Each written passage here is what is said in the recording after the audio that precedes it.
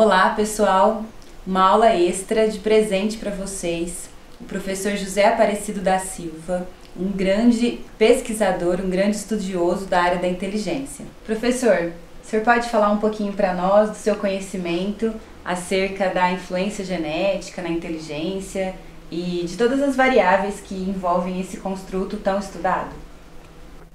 Certamente, inteligência eu posso talvez generalizar de forma categórica que inteligência é um dos traços mais significativos do homem. Ele é mais significativo porque ele, do ponto de vista teórico, ele engloba, para estudá-lo, requer o conhecimento de várias áreas do saber, no caso, psicologia, medicina, sociologia, economia, ciências do esporte, educação e muitas outras, tanto aquelas ligadas às áreas de saúde, às áreas biológicas, quanto às áreas comportamentais e psicológicas.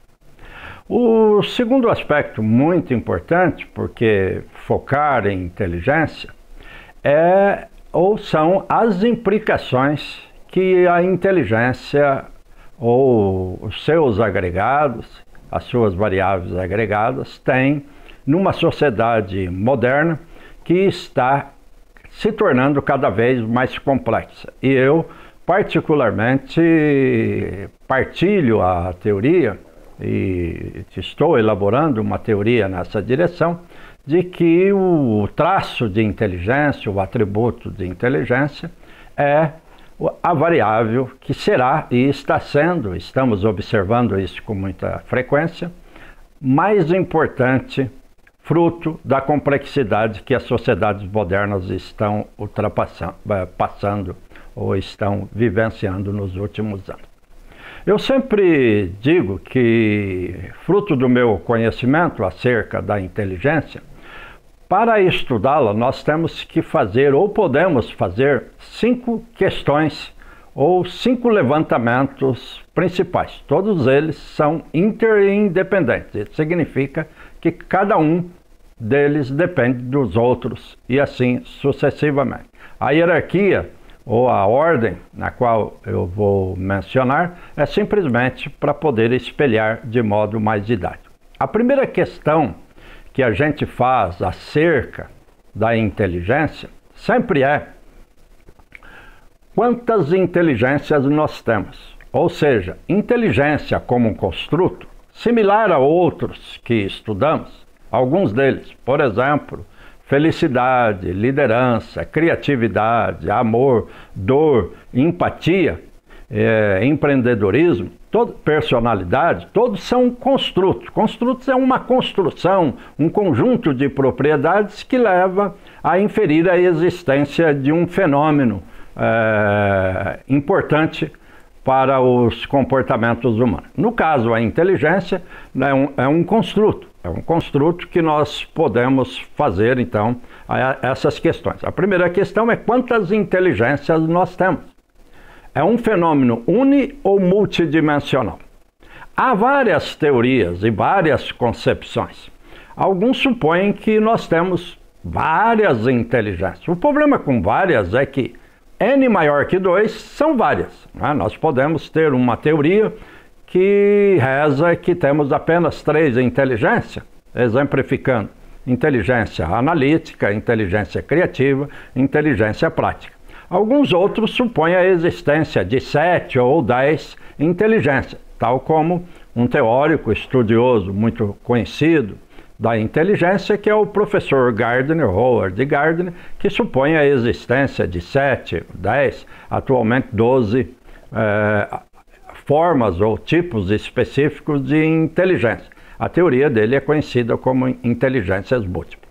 Mas também há teóricos que supõem, e eu talvez me enquadre nesse domínio, a existência de apenas uma inteligência. Essa suposição, ela não é gratuita, ela é fruto de toda uma literatura científica e de estudos estatísticos e também inferências da biologia, da neurociência, da inteligência, de que talvez tenhamos só uma inteligência. Essa seria a inteligência geral. Por que uma inteligência?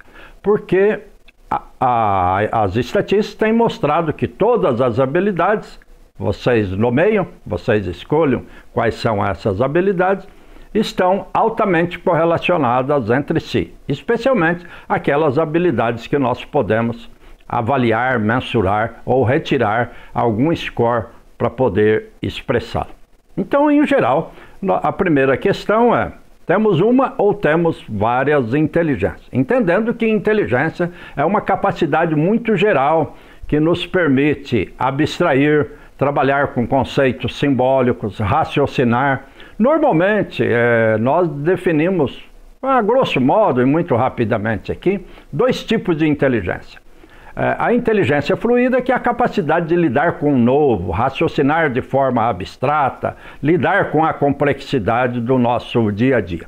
A outra forma de inteligência é a cristalizada. A cristalizada, como o nome diz, é tudo aquilo que ficou armazenado, aquilo que nós retiramos ou nós relembramos para poder usar no nosso cotidiano. Então, são tudo aquilo que aprendemos com os nossos pais, com os nossos colegas, nas escolas, na literatura, nos livros, manipulando, manejando objetos. Então, a inteligência fluida e a inteligência cristalizada.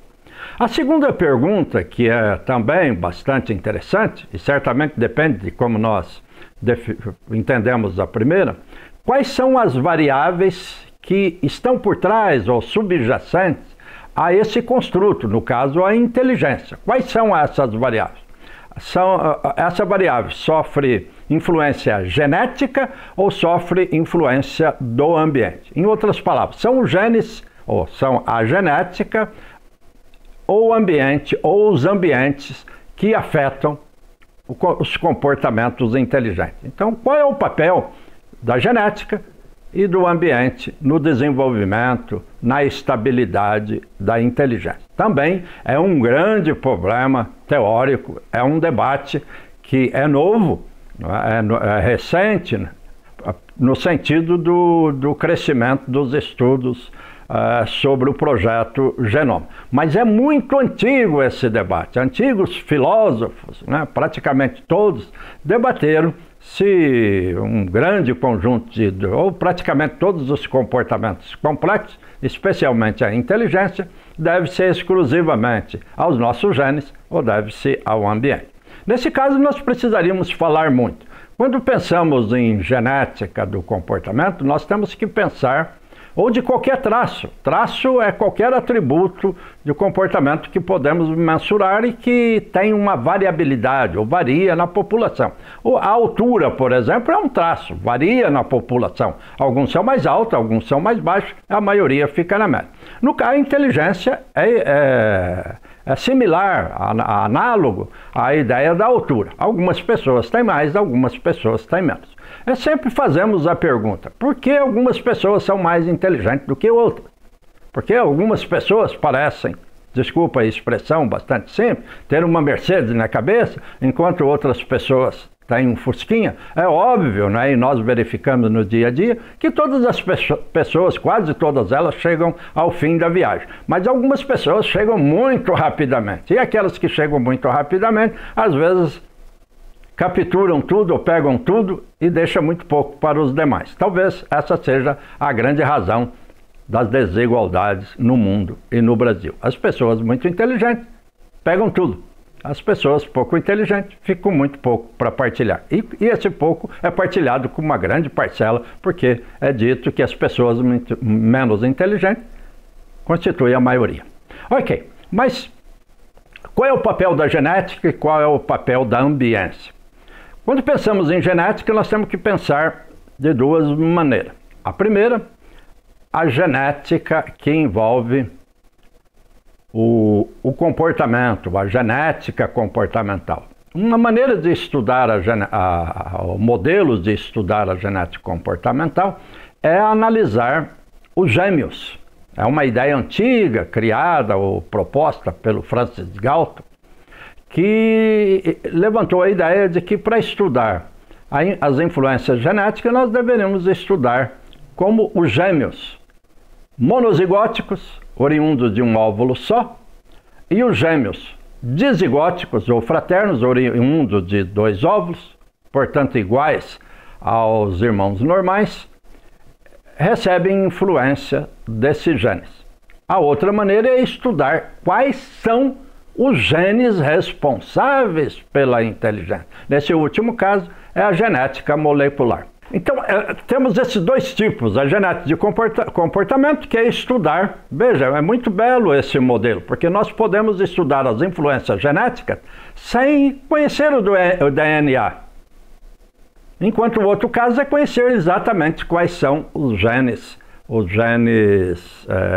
específicos, ou que determinam, na realidade são vários genes, comportamentos humanos complexos. Não necessariamente só a inteligência, mas é muito comum dizer, foi encontrado os genes da depressão, da esquizofrenia, da habilidade esportiva. Daqui a pouco voltaremos para explicar o caso do Usain Bolt, nessa grande habilidade do velocista jamaicano.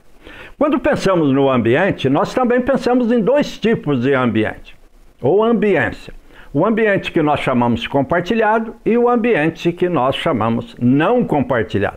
O ambiente compartilhado é aquele ambiente que é dito igual, idêntico para todo mundo. É muito comum quando nascem 2 gêmeos ou nascem irmãos, né, com idade muito próxima, os pais não querem diferenciar o tratamento, ou supõem que estão criando um modelo idêntico de tratamento para as 2 crianças, dão a mesma roupa, a mesma camisa do Corinthians, ok, pode ser do Palmeiras, que está na liderança do Campeonato Brasileiro, mas pode ser a mesma roupa, a mesma pasta de dente, a mesma canjica, o mesmo tipo de alimentação, a mesma pasta de dente, ok. Os pais fazem tudo do possível para que as crianças tenham o mesmo tratamento. Esse é um ambiente compartilhado, porque os pais usualmente supõem, ou aqueles que cuidam da criança, que o ambiente sendo idêntico, esse ambiente vai deixar as 2 crianças idênticas. Lê do engano. O outro tipo de ambiente é o ambiente não compartilhado, é aquele ambiente que é específico para cada um de nós. Mesmo crianças oriundas do mesmo óvulo, sendo gêmeos idênticos, monozigóticos, elas compartilham, mesmo dentro da vida intrauterina, experiências ou vivências diferentes. Depois, quando nascem, cada uma delas, mesmo compartilhando 100% dos seus genes, podem ter experiências ou amigos diferentes. Um pode torcer para São Paulo, outro pode torcer para o Corinthians. Não necessariamente por serem gêmeos idênticos, vão torcer para o mesmo time e gostar do mesmo livro, do mesmo autor, do mesmo filme, do mesmo tipo de videogame. Então as apreciações podem ser muito diferentes e por isso eles podem ter vida diferente. A realidade é muito interessante que nós temos também dentro desse domínio influências genéticas e influências ambientais que diferenciar dois conceitos que são muito pouco diferenciado pelos leigos e mesmo os profissionais no domínio da psicologia e da neurociência, que os conceitos de hereditariedade e de herdabilidade. Hereditariedade é uma característica que não muda na população. Eu tenho alguns exemplos.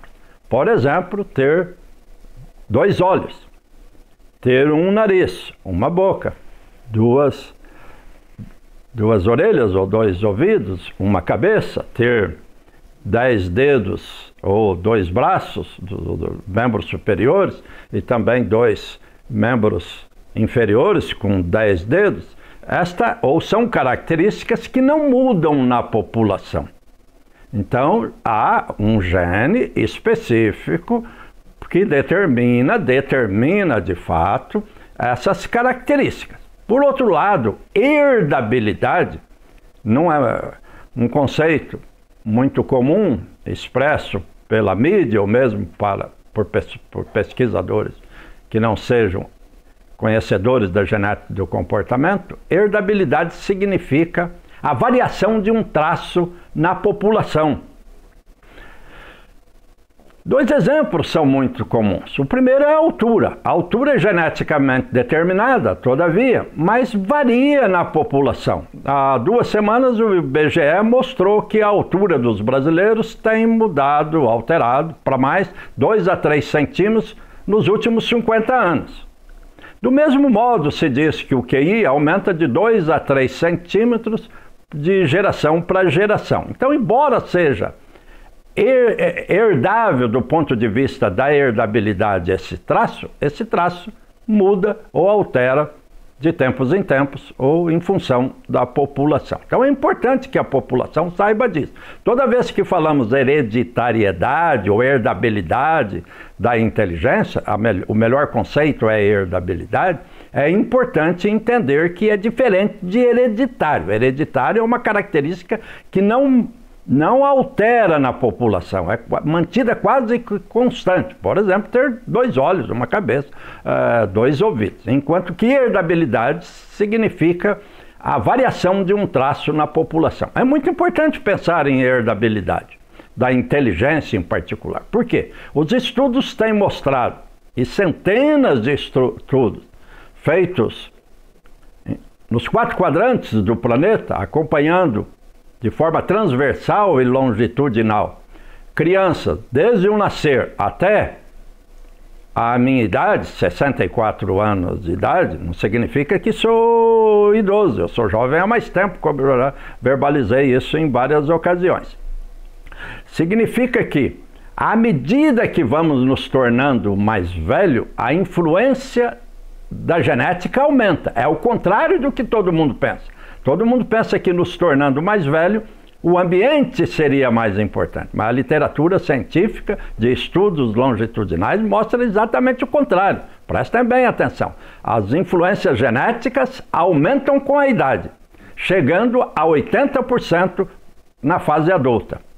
Enquanto o ambiente compartilhado, aquele ambiente que é igual para todo mundo, ele é por volta de 40%, lembrando que o máximo é 1, na idade de 4, 6 anos. Quando chega na minha idade, na idade dos jovens universitários, entrando na fase adulta, na adolescência, praticamente ele se torna 0.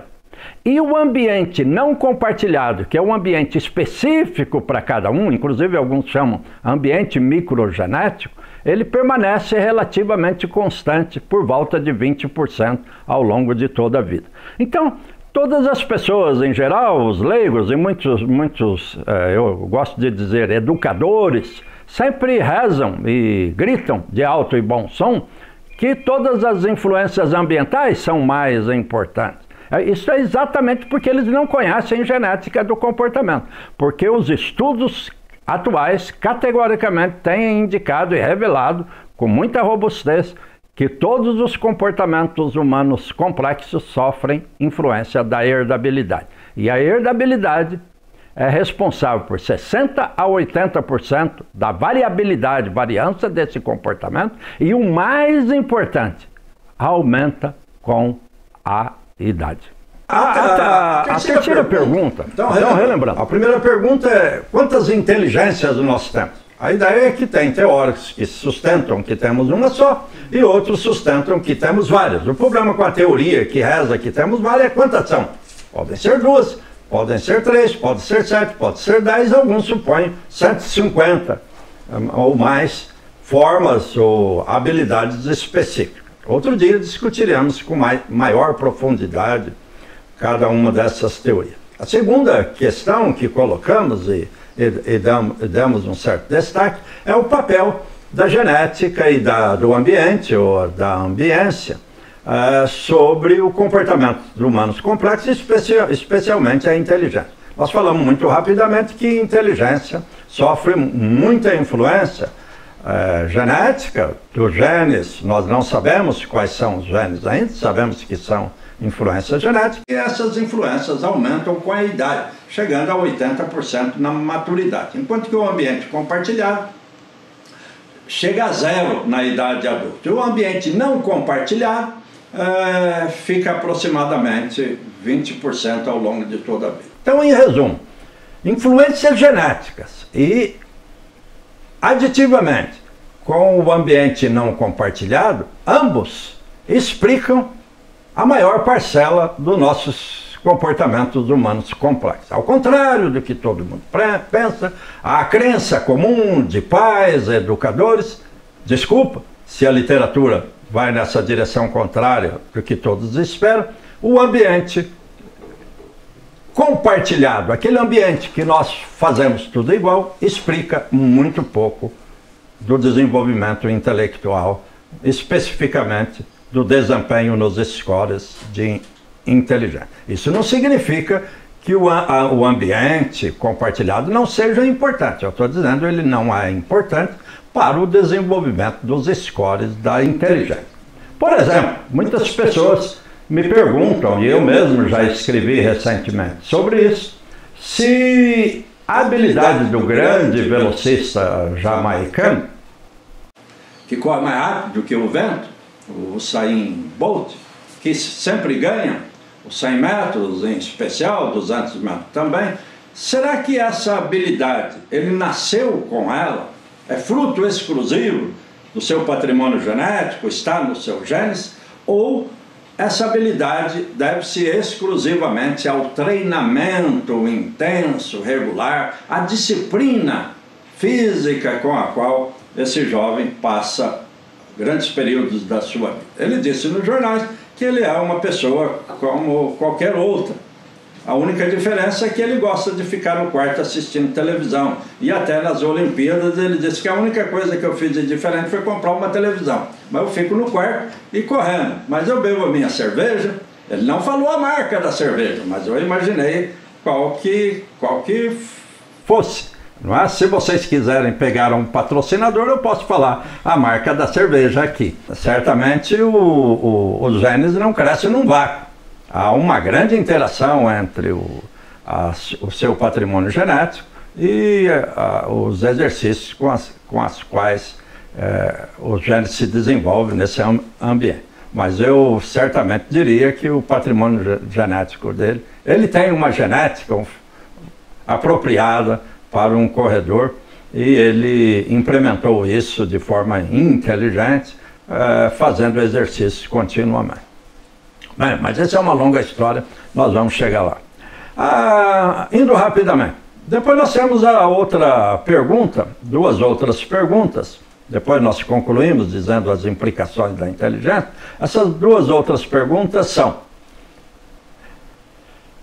é possível melhorar ou enriquecer a inteligência? É um grande debate também, depende de como nós definimos e depende de quais variáveis controla a inteligência, certamente. Porque todo mundo pensa que, sendo controlado de forma genética, nós não vamos mudar muito. Eu já disse a vocês, e volto a repetir com maior profundidade, mais enfaticamente, que o caso da altura. A altura é geneticamente determinada, todavia nós estamos ficando mais altos. Nossos filhos são mais altos do que os pais atuais, nossos pais, e nós somos muito mais altos do que os nossos avós. A inteligência também, os scores de inteligência também, o QI também, tem aumentado progressivamente ao longo dos últimos anos, talvez fruto da nutrição, dos exercícios, da melhor qualidade de vida, controle de variáveis tóxicas ou ambientais, e nós temos feito com que as pessoas vivam mais tempo, e isso talvez tenha enriquecido mais a inteligência. Em países, por exemplo, escandinavos, os scores de inteligência até pararam de crescer, porque esses países são muito equilibrados do ponto de vista de sanitarismo, de qualidade de vida, boa nutrição para os jovens, estímulos adequados, boa escola e muitas variáveis comportamentais ou de controle das políticas públicas que podem melhorar ou enriquecer a inteligência. De certa forma é possível melhorar ou enriquecer, desde que isso não ultrapasse o seu limite biológico. A outra pergunta que sempre fazemos é se é possível mensurar a inteligência. Categoricamente, eu diria que é possível mensurar. Os instrumentos que medem inteligência, os testes psicológicos de QI, não é? Sempre permitem nos dizer que algumas pessoas têm mais inteligência, algumas pessoas têm menos inteligência. A inteligência se distribui numa curva normal. É possível a gente detectar o crescimento da inteligência, o desenvolvimento da inteligência, usando testes. Esses testes são válidos, são fidedignos, eles são tão bons ou melhores que muitos instrumentos usados para medir variáveis biológicas ou de saúde, tais como o esfigmanômetro usado para medir pressão sanguínea. Se em dois momentos diferentes medirmos a inteligência, o QI, nós vamos encontrar correlações mais elevadas do que se nós medíssemos em dois momentos diferentes a pressão sanguínea, desde que nada tenha sido alterado do ponto de vista ambiental, outro ponto de vista das intervenções do sujeito e do ambiente. Por último, é uma pergunta também muito interessante, dentre essas 5 que eu disse: quais são as implicações da inteligência, em especial na sociedade moderna? Eu sou apaixonado por esse tema, porque nós podemos pensar implicações tanto do ponto de vista individual, quanto do ponto de vista nacional e internacional. Na realidade, em 3 níveis. Do ponto de vista individual, é perguntar se a inteligência é importante para o indivíduo. Certamente sim. Não é? Vocês sabem que o mundo está se tornando cada vez mais complexo e competitivo. Isso significa que o mundo está requerendo cada vez mais habilidades cognitivas mais elevadas. Não é? 2 habilidades cognitivas mais elevadas, faço questão sempre de dizer, é a habilidade de pensar abstratamente e a habilidade de comunicar-se bem. Essas habilidades são importantes em muitas ocupações, muito mais em algumas do que em outras. E quem tem esse dom, ou quem tem essas habilidades de forma mais elevada, certamente são melhores remunerados, ou recebem mais, têm um salário mais elevado. Elas fazem a diferença. Outras habilidades são importantes, mas certamente algumas habilidades são importantes e ocorrem só nos Jogos Olímpicos, nos atletas, muito especificamente. A maioria das pessoas realizam ocupações, ou trabalham em profissões, ou exercitam, realizam tarefas que requerem um conjunto de habilidades, mas 2 habilidades são fundamentais: a habilidade de pensar abstratamente e a habilidade de comunicar-se de forma muito elevada. Inteligência é importante do ponto de vista econômico. Há vários estudos mostrando pessoas mais inteligentes e ganham mais.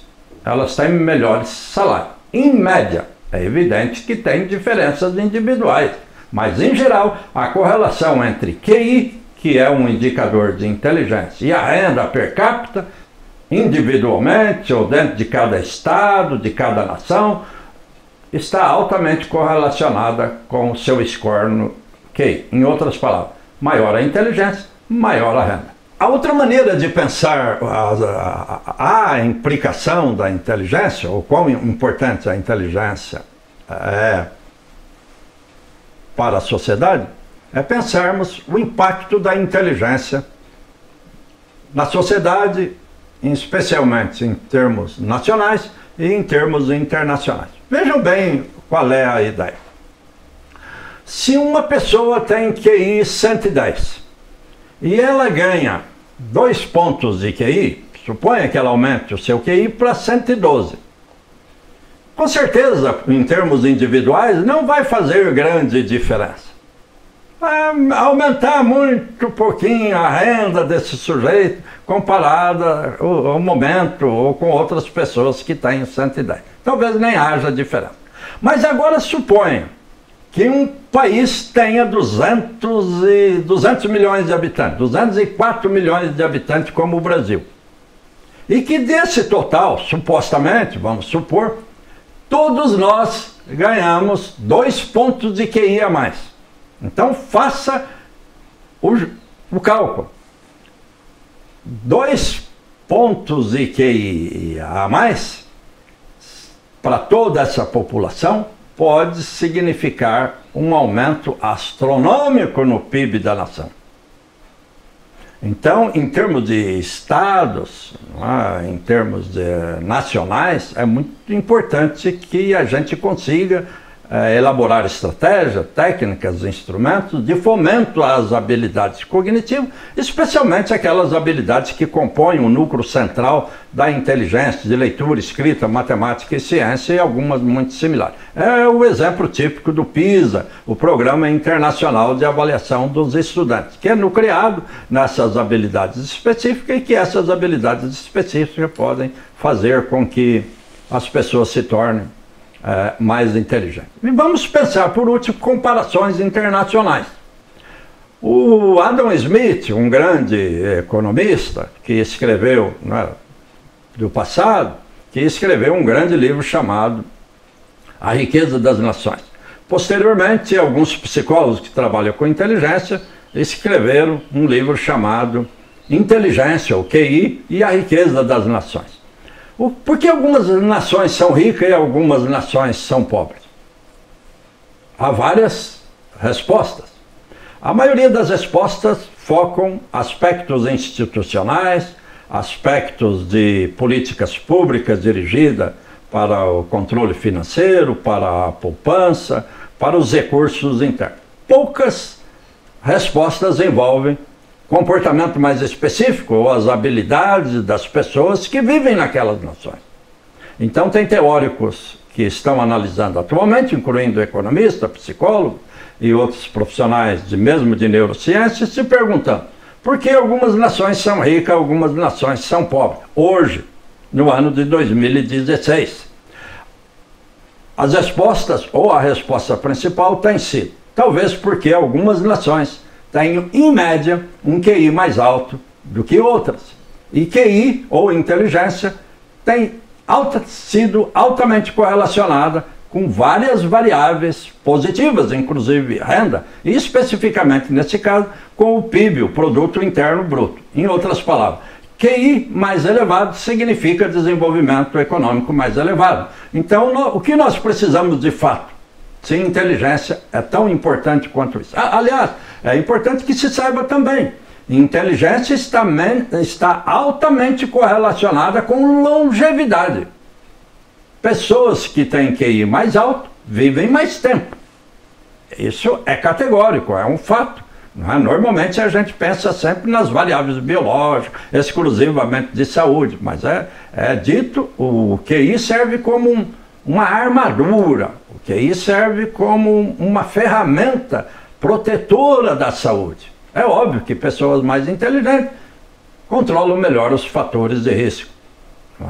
Obesidade, fumo, álcool, a prevenção e o planejamento para uma boa gestão da sua qualidade de vida. Voltando à ideia, então, concluindo. Nós podemos pensar em inteligência sempre perguntando, temos uma ou várias? O que controla? Influência genética ou ambientais? É possível medir a inteligência? É possível enriquecer a inteligência? E inteligência é importante na sociedade moderna? Essas são 5 questões fundamentais que nós tentamos responder quando nós estudamos inteligência. Talvez tenhamos mais questões do que respostas. Espero vê-los em outra ocasião.